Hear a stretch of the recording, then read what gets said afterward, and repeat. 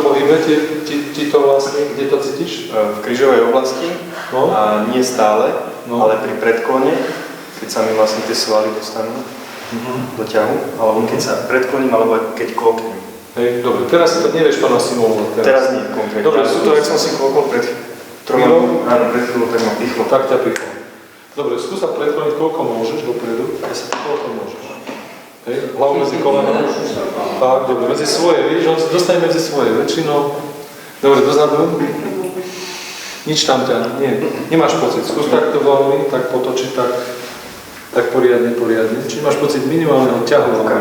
Čo? Popraskal. Praskať. Ale nemáš pocit žiadnej významnosti. Nič práve, že vôbec. Hej, ti to tam tak stredí. Úplne. Dobre, predkon sa dopredu.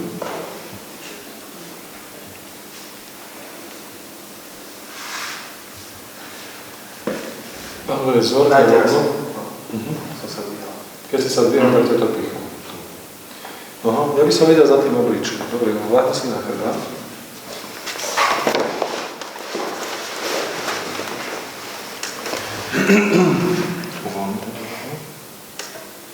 Podľa mňa je pravá oblička v nesprávnej pozícii, respektíve mala by byť správnejšej.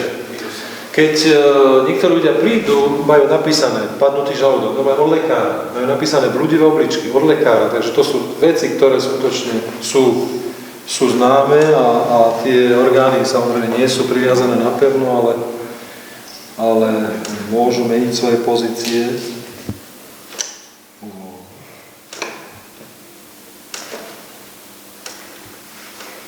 Niekedy je tá oblička úplne vyrotovaná a treba ju tak zvláštne naprávať.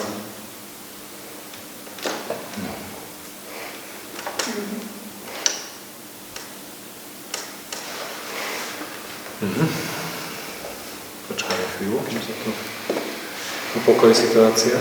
Máš nejaký pocit, okrem toho, že tam štúram tým prstami? Nič také? Zachytávate niekto tej energie? Zachytávaš to? Hej, všetky tieto veci držia pokope negatívne energie. Čokoľvek nedobré, musí tam tá energia byť, aby to držalo pokope. Ako náhle to urobíš, tá energia sa má tendenciu sa premiestňovať. Samozrejme, za každou energiu niekto musí byť. Hej, takže takto je dobre. Poď sa postaviť. Vlastne sa skús sa predkloniť. Viem, že si to mal výborné, ale... Keď si vlastne chytím to svalstvo, tak cítim, že pri predklone sa mi úplne inak tie svaly nápnú zapadne. Práve ako keby vynechávala ľavý okamžite na nádej. Jasne, aj teraz, hej? Dobre. Dobre, láhni si na chrbát. Daj sa na brucho teraz. Tu sú ešte body obličie. To si budeme ukazovať sobotu. Toto boli? No, teraz začal. Tam. Už pri tom, na druhej strane nič. Jasne. Áno, dosť.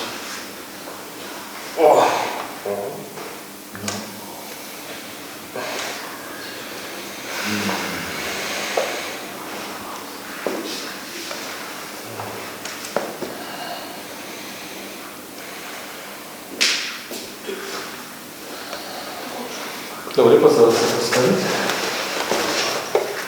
Skúsme preplnosť a to zapájanie tých svalov, či je to presne také isté.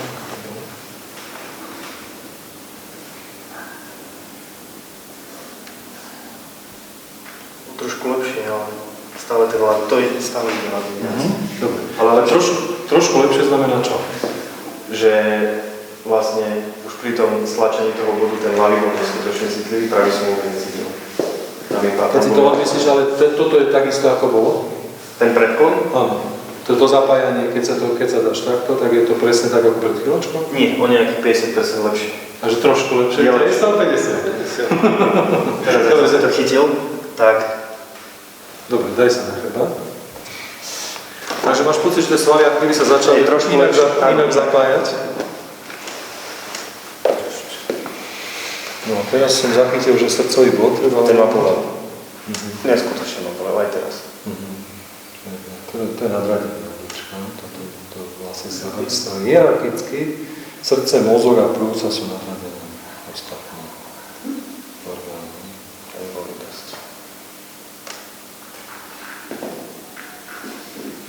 je, keď človek príde na podstatu veci, tak skutočne čokoľvek platí, akékoľvek tie mapy, akékoľvek tie systémy, tak ten, kto sa tomu naozaj venuje do hĺbky a pozná tie zákonitosti, tak vidí, ako veľmi je to individuálne. Veľmi to je skutočne také, že nedá sa vôbec na žiadnu školu spoľahnúť, na žiadny ten systém. Je treba poznať, mať poznanie a vzdelanie také, ktoré patrí k tomu, ale veľmi je dôležité sa na toho človeka dívať ako na iného jedinca, ako na kohokoľvek pred ním a po ňom, pretože tak ho môžete dobre spraviť. Akože pomôcť mu, aby teda sa mohol uľaviť. Skús zase dopredu, či to je takisto? Teraz ma nepícha nič? Vôbec. Opíchanie, to ťa nepíchalo, ale tie svaly sú inak. Rovnako.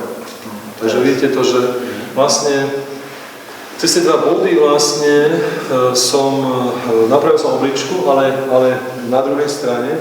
Viete, že väčšinou je to zapojené teda, alebo to je vždy opačne, že ako sú tie hemisféry a všetko, že pravá ovláda ľavú stranu. Je to teda aj u tej obličky to môže byť tak, že to jednoducho tá pravá patrí k ľavej a tak. Môže to tak byť skutočne. Ale cez tie 2 body sa vlastne systémovo to porieši. Lebo keď ešte boli oddelené jednotka a dvojka kurz, tak jednotka bola zameraná viac na také technické veci a dvojka na systémové veci. Čo sa budeme učiť? Akupunktúru, akupresúru a tieto veci, alebo tá vyššia úroveň pozerania sa na to je systémová. Ako to urobiť, aby to skutočne začalo fungovať. Nie len, aby to koleno už nebolelo, ale ako docieliť, že to skutočne bude, že sa to zapojí a že to bude fungovať. Tu ste videli, že ako sa vlastne zapojili svalové reťazce. Cez 2 body sa zapojili svalové reťazce a máš to ten však pocit. Takže toto by sa nedalo spraviť, že ešte pán, lebo to má pekne rovno, má to všetko v poriadku, ale toto bolo potrebné. Čo? Dobre, to napravil? Tam môžeme. Hej, máš to pekne rovno. No, takže tak. Dobre? Bolí ma toto celé a v strede, nakoľko mám rozlámaný úplne meniskus. Ako to máš?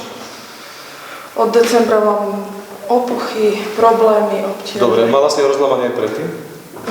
To mi zistili až teraz. No zistili ti to, ale spadla si, alebo Nie. niečo sa stalo? To znamená, nebol tam úraz nejaký. Nie. To znamená, mala si ho predtým a tie koleno To je z preťaženia nakoľko. Dobre, laškaj si na... No, keď ideš, tak jednoznačne cítiš, že to bolí, hej? Laškaj si na to. Nebudem vám teraz ja nič až tak vysvetľovať. Skúsim sa na to pozrieť, toto budete mať ako opravu na video, hej? Potom si vysvetlíme k tomu nejaké veci. Dobre, voľný. Ktorý meniskus? Vonkajší alebo vnútorný nevieš? Dobre, ja to diagnostikujem, že to je posunuté to koleno smerom dovnútra. Keďže je tam poškodené veľmi, nemusí to ísť spraviť, takže to bude úžasné. Ale dobre, je tu aj, ale to si necháme. To si necháme, lebo je tu bedrový klop posunutý nesprávne. Boli? No. Dobre. Skús to nohu zohnúť teraz. Či je to také isté presne, ako to bolo? O niečo lepšie. Poď sa postaviť. To sa budeme učiť tú techniku vlastne na toto. Dobre, skús prejsť trošku. Dobre. Dobre je za 3. Je to lepšie, ak to bolo. Dobre, čo sa zmenilo? Povedz nám, čo sa zmenilo. Daj nám nejakú spätnú väzbu. Je to také voľnejšie. Ja keby sa mi tam niečo, keby som tam mala v bloku a teraz to tam nejako... Teraz to aký povolí. Áno, teraz Takže keby som tam mala viacej priestoru nejako. Jasne, ten klop bol posunutý takto a takto. Dve vlastne, 2 posuny, to znamená, aj keď je... Lebo som nedopla koleno a teraz ho dopneš. Lebo rozumiete, ako náhle sú tie klby mimo seba, tak strácajú schopnosť flexibility. Rozumiete ma? Nejde to, pretože to nesedí do seba. Keď máte v aute guľový čaba, keď je takto, no tak jednoducho už nemôže pracovať. Dobre, laškaj si. Keď tá flexibilita sa stráca, to znamená, tu je ešte bedrový klop nie je na mieste. Bedrový klop, aj keď nebolí, bolo ťa niekedy v tej islandu? Bolieva. Takže to je bedrový klop, tu je vypadnutý bedrový klop.